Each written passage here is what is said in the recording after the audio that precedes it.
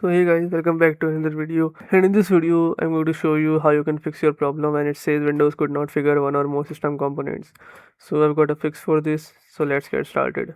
In order to do this, just press Shift Fn F10 or Shift plus F10 in order to open CMD, and after that you have to type this regedit and this will open registry editor. Just open H key local machine, just click on this little arrow icon and then open system folder and then open setup folder, then click on status folder and open child completion folder, and in here you have to open this setup.exe file. Just double click on it and then set this value data to 3. It will be set it to 1, so you have to change it to 3 and then click OK and restart your PC and then do whatever you're doing again.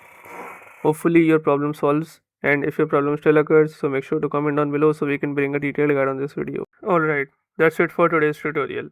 I really hope this video helped you solve your problem or learn something new about your PC. My goal on this channel is to make everything about computers simple and easy, whether it's fixing errors, downloading software or any game, boosting performance of any Windows or any game, or understanding new tools. If this video was helpful in any way, don't forget to hit the like button because it really motivates me to keep bringing you more useful content.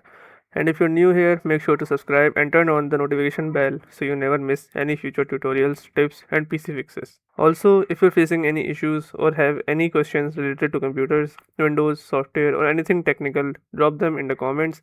I read all of your comments and I'll try my best to help you out.